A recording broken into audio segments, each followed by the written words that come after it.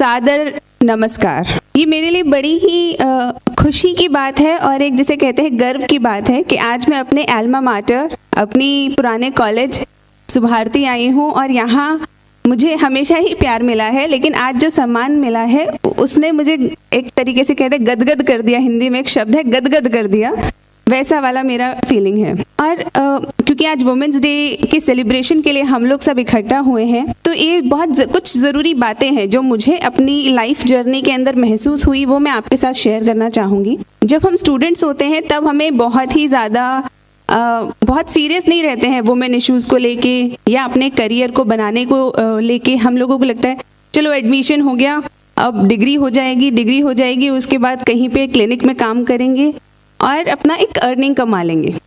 लेकिन अर्निंग कमा लेंगे एक चीज़ है, लेकिन आपको अपने आप को एम्पावर करना है। एक एम्पावर से क्या मतलब है? एम्पावर से मतलब है कि जब आप खुद को संभाल सकें और अपने साथ अपने आसपास वालों को भी संभाल सकें। आपको संभालने के लिए लोगों को ज़रूरत ना पड़े, वरना अभी क्या होता है, जैसे अब गर्ल्स बाहर निकलती हैं तो उनके पेरेंट्स कहते हैं ना, कहाँ जा रहे हो, 8 बजे के बाद क्यों जा रहे हो, अच्छा किसके साथ जा रहे हो।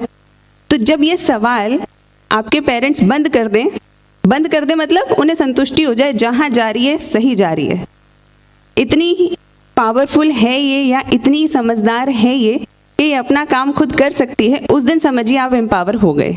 और अक्सर ये मैंने देखा है कि थोड़ा सा सीरियस मैटर है कि ऐसा मैंने देखा है कि बहुत लोग जब बेटी का जन्म होता है तो लोग ऐसे बड़े थोड़े से दुखी से हो जाते हैं, कहते तो हैं लक्ष्मी आ गई, लेकिन उतनी खुशी नहीं होती जितना बेटा होता है तो होती है। कारण क्या है?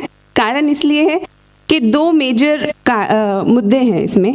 पहला कि शादी में जो खर्चा हो जाता है, एजुकेशन तो सब बराबर देते हैं आजकल, मतलब मोस्टली मिडिल क्लास फैमिलीज से अपर में, लेकिन शादी में जो खर्चा हो जाता है। और दूसरा ये फीलिंग कि बेटा ख्याल रखेगा लेकिन बेटी माँ बाप का उतना ख्याल नहीं रखेगी, वो दूसरे घर चली जाएगी।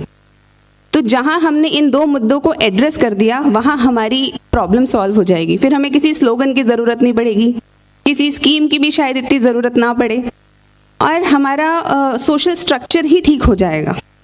सो as a students, as a teachers, I like to request कि आप सभी अपने इंडिविजुअल लेवल पे छोटे छोटे चेंजेस करें, अगर हो सके तो कि शादियों में खर्चे कम करें, क्योंकि दोनों बराबर, लड़का लड़की दोनों बराबर हैं तो बराबर जैसा ही महसूस हो उनको।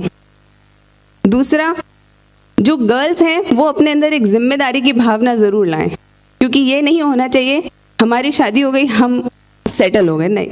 आपको अपने पेरेंट्स का उतना ही ख्याल रखना है, अपने आप को इतना एम्पावर करना है कि आप उनका उतना ही ख्याल रखो, उनकी बीमारी में, उनके बुढ़ापे में, जितना कि एक बेटा रखने की जिम्मेदारी रखता है। तो जिस दिन ये चीज़ें हो गई उस दिन किसी के 4 बेटी हो, 3 बेटी हो, किसी को इस बात की टेंशन नहीं होगी कि अरे एक और बेटा चाहिए। सो चेंज दोनों तरफ से चाहिए, पेरेंट्स के अंदर भी चाहिए, समाज के अंदर भी चाहिए और गर्ल्स के अंदर भी चाहिए। गर्ल्स को भी अपनी जिम्मेदारी समझनी होगी। और बहुत सारी सीरियस बातें हो गई, लेकिन और यहाँ पे प्रेजेंट जितने बच्चे हैं मैं उनसे कहना चाहूँगी कि if anybody wants to try for civil services, do contact me, I am more than happy to help. किसी को सिविल सर्विसेज का एग्ज़ाम देना हो, आप मेरे पास डायरेक्टली शैलजा मैम से डायरेक्टली मेरे से कांटेक्ट कर सकते हैं। एंड बहुत अच्छा एग्ज़ाम है, आप ज़रूर दें। एंड डॉक्टर्स एंड इंजीनियर्स तो भर भर के आते हैं और भर भर के क्रैक करते हैं इस एग्ज़ाम को।